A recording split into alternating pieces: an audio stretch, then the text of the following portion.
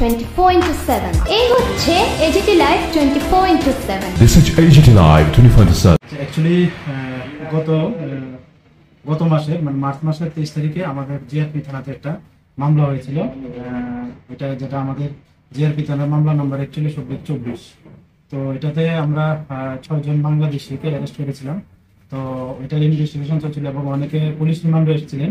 তো এই সুবাদে আমরা তাদের কাছ থেকে যারা রিমান্ড এসেছিল এবং যারা অন্যান্য আসামি ছিলেন প্লাস তাদের যে মোবাইল ওগুলো থেকে আমরা মানে ডিউরিং ইনভেস্টিগেশন এটা পাওয়া গেছে যে পারুল আক্তার নামে একজন মতিনগর বাড়ি, উনি উৎপ্রুতভাবে এই মামলার সঙ্গে জড়িত আছে।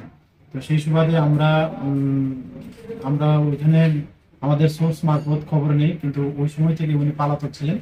তো গতকালকে আমাদের সোর্স মারফতে খবর পাই যে উনি বাড়িতে এসেছেন রাত্রেবেলা। তারপর যথারীতি আমরা জিআরপিএফ পুলিশ প্লাস আমতলী থানার পুলিশ এবং যে বিএসএফ আছেন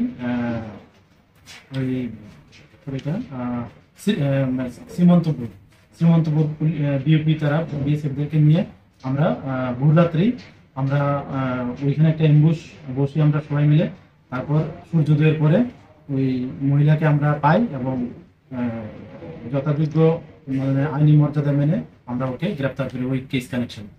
মহিলার মূলত কাজটা কি করতো উনি অ্যাকচুয়ালি ওই যে বাংলাদেশ থেকে রোহিঙ্গা বা বাংলাদেশি এপার ওপার আসতো, উনি মানে ওনাদেরকে সহযোগিতা করতে ইভেন কি থাকারও মানে জায়গা দিত।